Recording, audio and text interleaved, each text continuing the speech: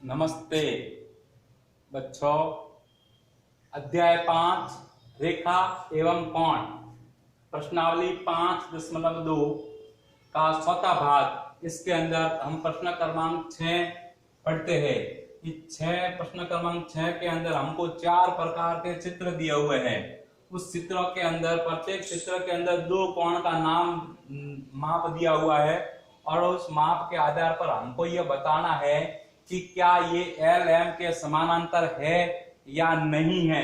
तो इसके लिए सबसे पहले प्रश्न है, तो ये 2 समांतर रेखा है और ये एक तिर्यक सीधी रेखा है। तो ये तिर्यक सीधी रेखा के एक ही ओर बनने वाले अंतःकोणों का जो योग करेंगे, इन दोनों कोणों को जोड़ेंगे तो उसका योग 180 होना चाहिए। और यदि इनका योग 180 नहीं होता है तो यहाँ लिखना पड़ेगा कि एल एम के समानांतर नहीं है। और यदि इनका योग 180 होता है तो हम लिखेंगे एल एम के समानांतर है।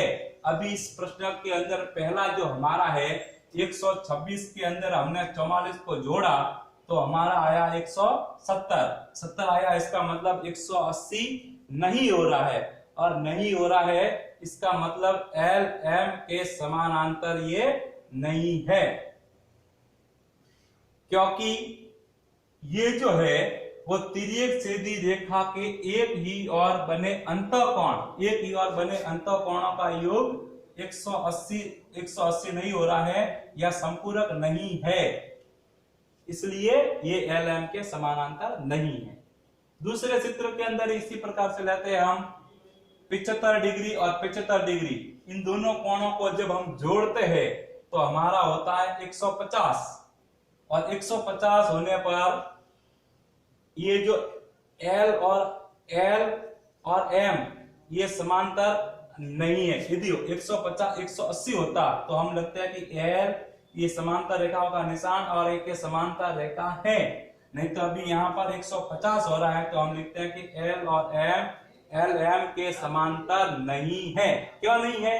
क्योंकि ये जो है समांतर रेखाओं के गुण धर्म का पालन नहीं करता है।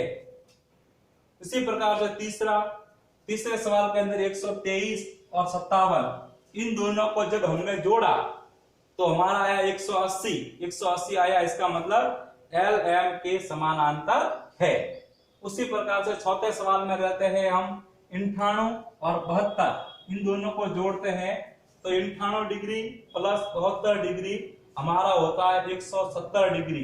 यानी कि हम लिखेंगे एल एम के समानांतर नहीं है, क्योंकि ये भी समांतर रेखाओं के गुण धर्म का पालन नहीं करता है। धन्यवाद। इस प्रकार से हमारी जो ये प्रश्नावली है 5.2 उसके चौथे भाग के अंदर हमने आज प्रश्न क्रमांक 6 करना सीखा है। इसी के साथ हमारा ये अध्याय 5वां अध्याय समाप्त होता है। धन्यवाद।